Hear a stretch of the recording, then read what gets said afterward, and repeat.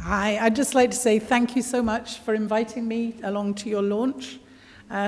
Because I'm involved with another lag in a different area, I know just how much work it's taken to get to the launch part. So I commend you all for having got this far so early.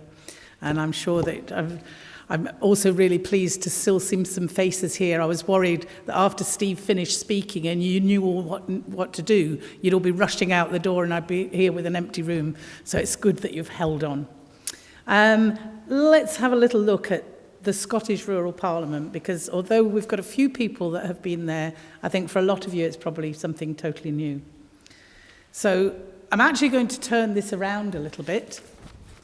And instead of saying what is a rural parliament, let's start with what it's not, because I think that's really important. It is not a formal part of government. It doesn't have any decision-making powers. It's not a representative democracy. You know, it doesn't have an elected member for every rural area in Scotland. And it's not just another talking shop for all the usual suspect agencies. There are lots of places that they can do about that. The rural parliament is for everyone who wants to participate and who feels that they've got a view to come along and say it. The other important thing that it's not is it's not allied to any political party. We do not support any individual party. Our members come from probably every party across the board. And it's not our job to do political lobbying on a party basis. Talk a little bit about, well, what is it then? It's basically a process by which people who live and work in the rural area can have a stronger voice and can have more influence in decision-making and policy-making. And it gives us an opportunity to consider all the challenges that we're facing together and to try and find innovative solutions to problems that are shared by very many rural communities across Scotland.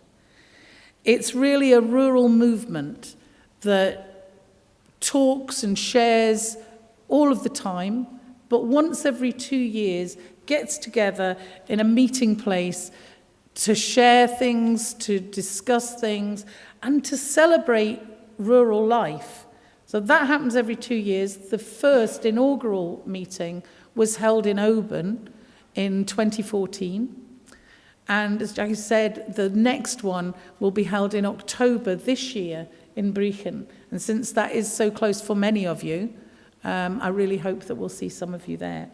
More about that soon.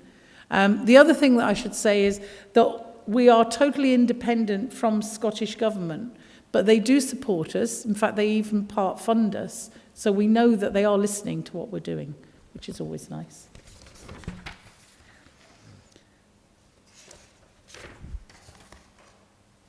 So why do you think we need a rural parliament? I think it's important to remind ourselves sometimes that rural Scotland is 95% of the landmass. And it does have 20% of the people. So this isn't inconsiderable. And I think the other thing that's important is that rural areas, whichever part of Scotland they're from, actually have many issues in common. And that becomes a problem because what we tend to see is that policy, whether it comes from Scottish Government or it comes from local councils, it tends to be sectoral or geographical. So there isn't really much recognition of the fact that rural is different from urban and sometimes needs to be thought about separately. I think we have now evidence from other rural parliaments across Europe that show the benefits that can be given to rural areas through having a rural movement that specifically has both a rural opinion and a rural voice. If I go back to May 2012, Mr. Lockhead, Cabinet Secretary for Rural Affairs, when asked why do we need it, his response was, if you had a gathering of rural Scotland, you'd have the ministers and heads of agencies present. If we were all in one room with the rural communities, that could produce dividends. Now, that was prior to the Oban Parliament, and actually I think that it did. I think that did come to fruition from Oban, and so I hope that we will go along again. The slide that's showing now, comes from the Oban Parliament. There was a summary of the needs. We want stronger local democratic structures, and all of these things that you can see on there, and I won't read them all out, but if anybody's interested in getting more information, I do have some packs with me, both the programmes from the last Rural Parliament and also the action plan that we took forward from that, so please come and see me later. I should also say a little bit about who manages the Scottish Parliament, because it's a bit confusing. Rural activists and other people, with the funding from Scottish Government, first started to set up the Rural Parliament. It set up a company limited by guarantee, which is a non-profit organisation, but because of Companies House rulings, you can't have a company with Parliament in the name. So the company is actually called Scottish Rural Action, and that directs or manages the Scottish Rural Parliament. So just so that you might see both names, and I think that's a bit confusing if you haven't heard of it before, but it's purely company law. You can't use the word Parliament in a company name. So it is a member organisation. Anybody can join. I have forms with me. It's free to join, so please do.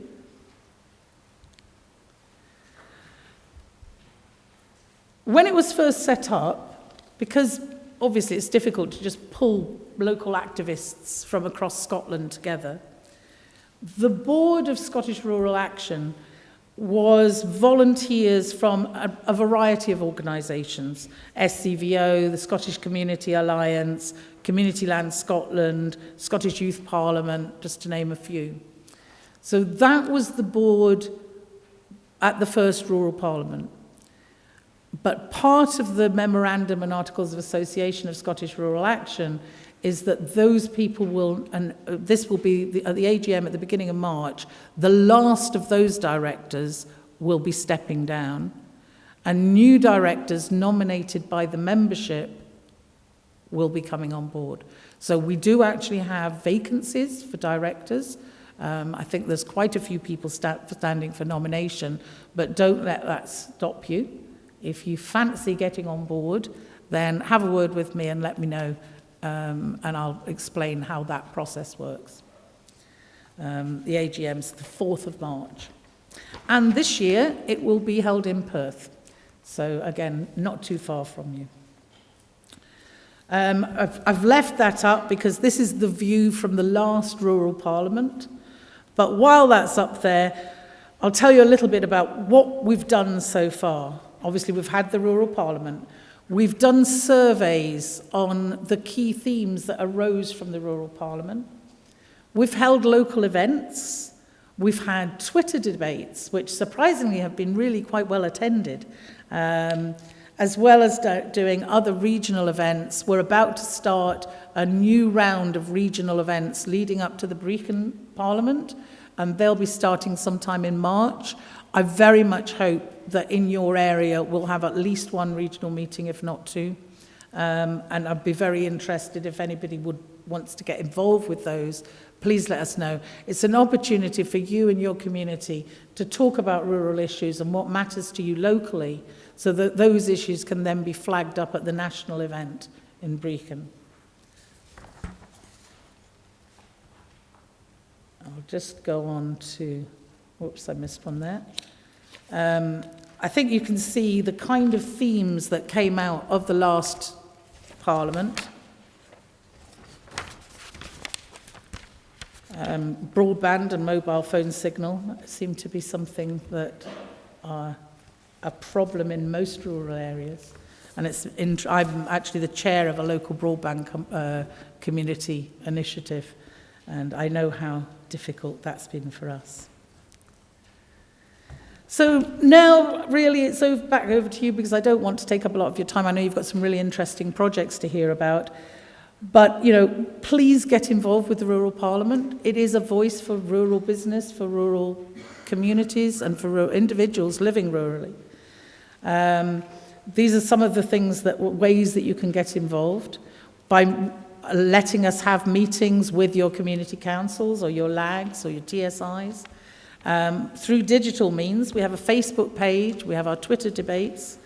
We also run something called the Rural Innovators Awards. Probably the easiest way to get information on that is from our Facebook page.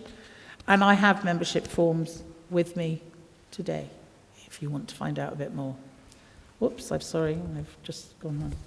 So thank you all very much for listening. I hope you found it interesting, and I will be around later on if you've got any questions about the Rural Parliament. Thank you very much.